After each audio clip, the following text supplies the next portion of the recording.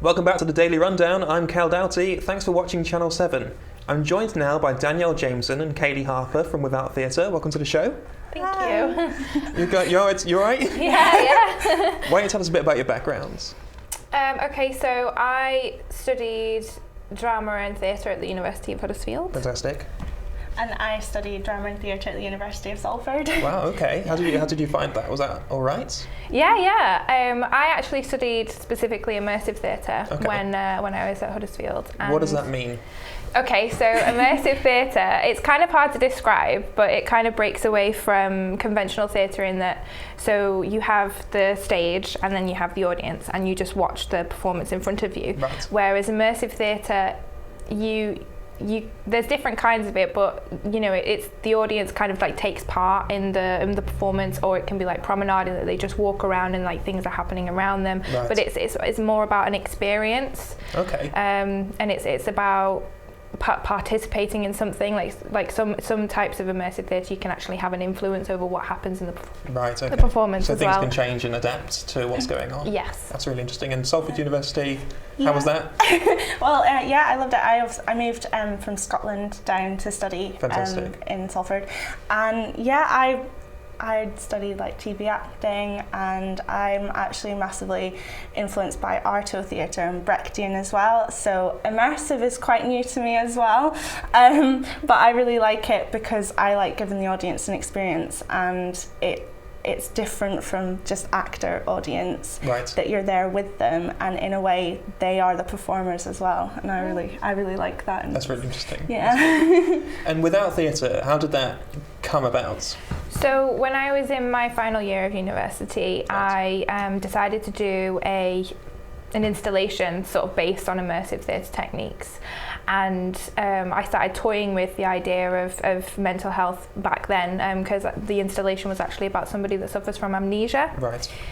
And then because I did that, it sort of like spurred an interest and a passion of joining mental health and theatre together, specifically immersive theatre, because that's what I'm really interested in. And then there's the fact that I feel that mental health is, it needs awareness, it needs more understanding. I'm personally a sufferer of anxiety, so yeah, it's a really important and like a subject that's really close to my heart. So. And how did you come to get everyone else to be a part of it? Well, I joined as a volunteer firstly with right. The scratch performance of Crazy Like This. Kayleigh was actually doing her first performance before I Fall at Salford Uni, and I'd heard about this company but I wasn't able to join in because I was doing my final project. Right.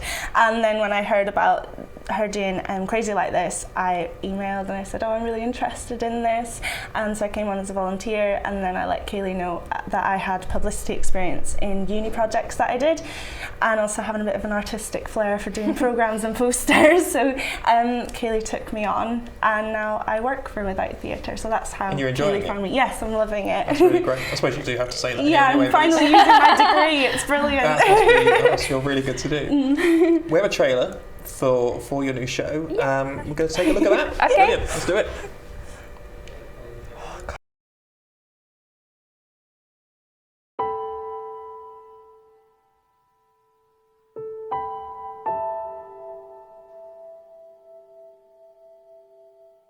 I wake up. Welcome. And I look at the clock. Welcome. And thank you for joining us.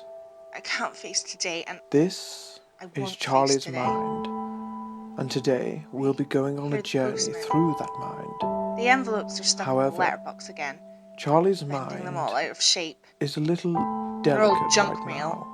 now. except one. Upon our journey, I we briefly may smile encounter before Charlie's thoughts noticing it's addressed Charlie's to the woman who lived feelings. here before me. and Charlie's She memories. didn't leave a forwarding address. The mind can be a dark and dangerous The place letter at the seems to best be of from an old times, lover. and a damaged I one just broke up with my partner is even weeks worse. ago. I shouldn't be reading this.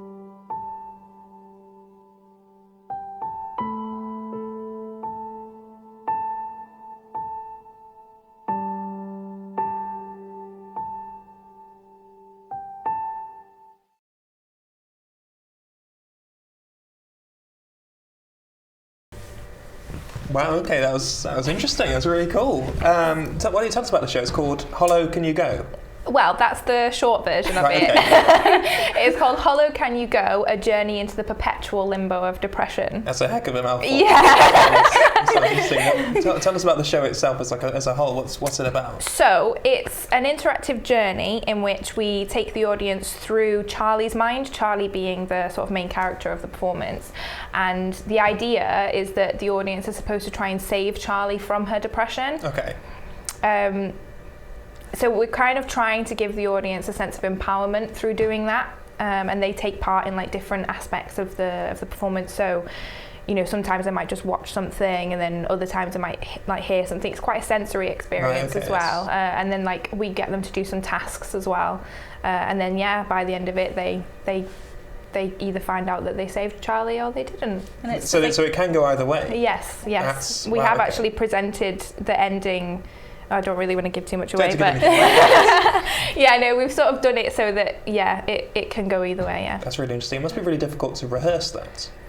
Yeah, timing is really difficult. Yeah, not having the audience there as well is quite difficult, because you have to try and imagine them there and work around that, and using your imagination as well. Yeah, we're having to like some parts of the performance will actually be improvised based on audience reaction. So yeah. So how do you get around with like live performances and having the improvisation going on? How do you get around things not going necessarily completely to plan? Is there any issues that arise from that, or is it just you've rehearsed so much and got things so down so well that you'll sort of click into place really easily? Well, we've sort of helped each other out in the respect that us as performers will stand in as audience members, and we might throw a few things in that might happen. Yeah. Obviously, as an experienced performer, I've done like not immersive theatre, but audience participation. You kind of get the feel. Some people aren't willing, so you find ways to entice people to join in.